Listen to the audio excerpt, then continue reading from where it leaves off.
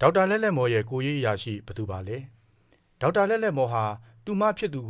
ကိုရေးအရာရှိအဖြစ်ခတ်ထားတယ်လို့လူအများသိကြပါတယ်ဒါပေမဲ့ဒီတစ်ပတ်အမှုရုံးချိန်မှာတော့သူ့ကိုရေးအရာရှိဟောင်းဖြစ်သူဦးစော်လင်းအောင်ကအဲ့ဒီကိစ္စတရားခံပြသက်သေအဖြစ်ထွက်ဆိုခဲ့ပါတယ်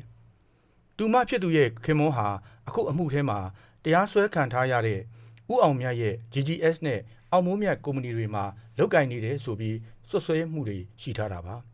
ဒါကြောင့်လဲကိုရေးအရာရှိဘယ်သူဖြစ်ပြီး GGS နဲ့ဘယ်လိုဆက်နွယ်မှုရှိတယ်ဆိုတာစိတ်ဝင်စားဖွယ်ရာမေးခွန်းတွေဖြစ်ပါတယ်။သူကိုရေးအရာရှိဟာဦးစော်လင်းအောင်သာဖြစ်တယ်လို့ဒေါက်တာလက်လက်မော်ကပြီးခဲ့တဲ့လရုံးချင်းတွေမှာထွက်ဆိုခဲ့ပူပါတယ်။ဒီတော့အဂတိလိုက်စားမှုနဲ့အဖမ်းခံထားရတဲ့ဒေါက်တာလက်လက်မော်ရဲ့ကိုရေးအရာရှိကဘယ်သူပါလဲ။ဦးစော်လင်းအောင်လား။တူမဖြစ်သူဒေါ်ပွင့်ဖြူဖြူအောင်လား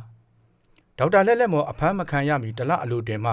သူ့ကိုရေးအရာရှိအဖြစ်ခတ်အပ်ခဲ့တာဖြစ်တယ်လို့ဦးစော်လင်းအောင်ကရုံးချိန်မှာထွက်ဆိုလိုက်ပါတယ်။ဧပြီလ23ရက်နေ့ရုံးချိန်မှာကိုရေးအရာရှိဖြစ်သူဦးစော်လင်းအောင်ကိုတရားခံပြသက်သေအဖြစ်စစ်ဆေးရမှာအဲ့ဒီလိုထွက်ဆိုသွားတာပါ။သူ့ကိုဝန်ကြီးချုပ်ရဲ့ကိုရေးအရာရှိဖြစ်ခတ်အပ်တဲ့အမိန့်စာဟာ2019ခုနှစ်ဖေဖော်ဝါရီလ1ရက်နေ့တွင်မှထွက်တာဖြစ်တယ်လို့ဆိုပါတယ်။အဲ့ဒီကာလမတိုင်ခင်ကဒေါက်တာလက်လက်မော်ရဲ့တူမဒေါ်ပွင့်ဖြူဖြူအောင်ကကိုရေးအရာရှိအဖြစ်ဆောင်ရွက်နေတာဖြစ်တယ်လို့ဦးစော်လင်းအောင်ကတရားခွင်အတွင်းစစ်ဆေးစဉ်ထွက်ဆိုခဲ့ပါတယ်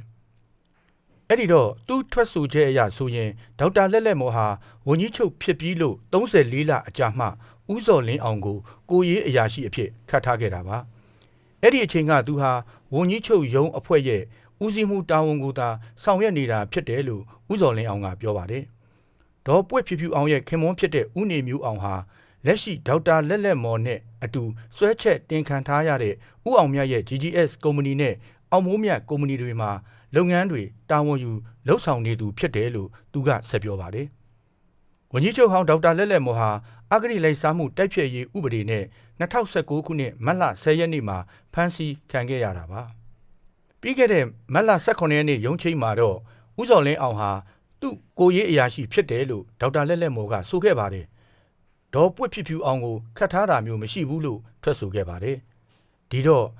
ဒေါက်တာလက်လက်မော်ဝန်ကြီးချုပ်အဖြစ်တာဝန်ယူစဉ်ကကိုရေးအရာရှိကဘယ်သူပါလဲ။တူမဖြစ်သူဒေါ်ပွင့်ဖြူဖြူအောင်လားဦးစော်လင်းအောင်လား